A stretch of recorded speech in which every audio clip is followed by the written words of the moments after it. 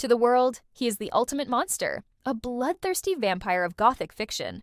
But to his own people, Vlad the Impaler is a Christian hero and a national defender. This presentation explores the historical erasure of the real Vlad III, examining how the man who held the line for Christendom was transformed into a symbol of evil. We will contrast the myth of the psychopath with the reality of a prince who waged a desperate war for survival. In 1897, an Irish novelist named Bram Stoker forever changed history with a single book. Stoker never visited Romania. Instead, he conducted his research in the reading rooms of the British Library. Seeking a compelling villain, he took the name of a historical prince, stripped away its geopolitical context, and refashioned a national hero into a blood-sucking monster. Stoker's fiction was so successful that it effectively erased the memory of the real Vlad for over a century. The name Dracula did not mean monster to the 15th century mind. It was a mark of honor. Vlad's father, Vlad the was inducted into the Order of the Dragon by Holy Roman Emperor Sigismund. This Christian knightly order was sworn to a single purpose: the defense of Europe against Ottoman invasion. In Romanian, Dracul meant dragon. Vlad III was Draculea, the son of the dragon. Far from being a title of evil, his name literally marked him as a defender of the faith. 15th century Wallachia was a geopolitical nightmare.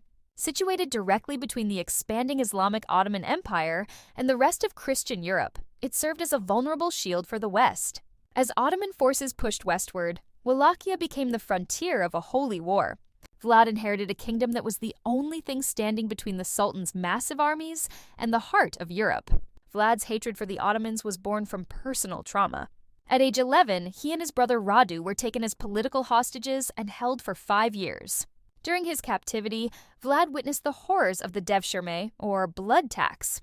This was a system where Christian boys were kidnapped, forcibly converted to Islam, and trained to become Janissary soldiers to conquer their own lands. While his brother Radu broke under the pressure and converted, Vlad remained defiant, understanding exactly what fate awaited his people if he failed to protect them.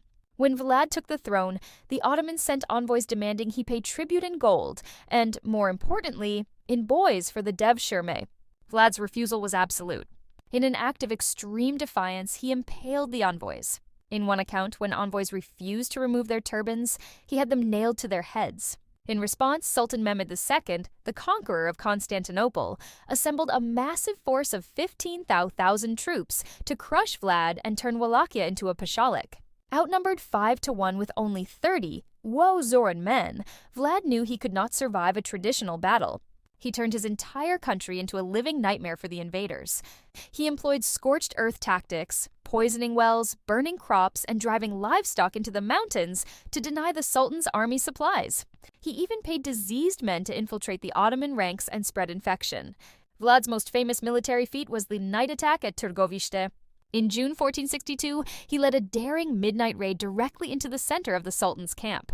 His goal was the assassination of Mehmed II himself. While the Sultan survived, the attack caused absolute chaos, slaughtering thousands of Ottoman soldiers in their sleep and shattering the morale of the world's most feared military force.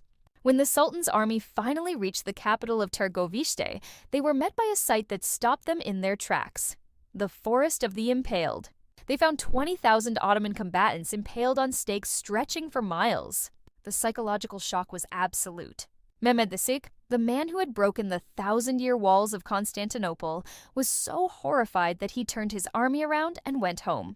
It is crucial to distinguish Vlad's cruelty from that of his enemies. Vlad's use of impalement was a calculated deterrent aimed strictly at invading soldiers to make the cost of invasion too high.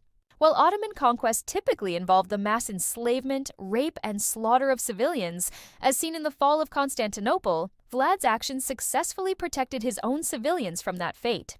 His cruelty was a weapon of war used by a man with no other options. Despite his defense of Christendom, Vlad was betrayed by his allies. King Matthias Corvinus of Hungary, using forged letters to justify his shift in policy, had Vlad arrested. The defender of Europe spent the next 12 years under house arrest or in prison. During this time, he was forced to formally convert to Catholicism to regain his freedom and political standing. Vlad briefly reclaimed his throne in 1476. However, just weeks later, while marching to battle, he was ambushed in the forests south of Bucharest. He was killed in the fray, and his head was cut off and sent to Constantinople as a trophy for the Sultan. The man who had terrified the Ottoman Empire was finally dead, but his determined resistance had preserved the integrity of the Wallachian state. Popular myth claims Vlad was buried at Snagov Monastery, but archaeological excavations there found only prehistoric animal bones. Historical evidence points instead to Komana Monastery, a fortress-like island monastery built by Vlad himself. He was likely buried there without ceremony by his rivals. To this day, the exact location of his remains is unknown, leaving the dragon a ghost in his own land. The image of Vlad as a monster was the work of the original propaganda machine. 15th century German pamphlets, written by Saxon merchants he had angered, stripped his actions of their context and amplified his cruelty to sell copies. Later, Russian despots like Ivan the Terrible used these stories to justify their own terror. History was rewritten by his enemies, and Bram Stoker simply finished the job centuries later. We often judge the men of the past by the modern comfort of the present. But Vlad the Impaler understood that defending the innocent sometimes requires becoming terrifying to those who would harm them. Because he held the line, his people survived and their faith was preserved. By looking past the vampire myth, we can finally reclaim the dragon, a prince who sacrificed his reputation to save his nation and fought as a defender of his Christian faith.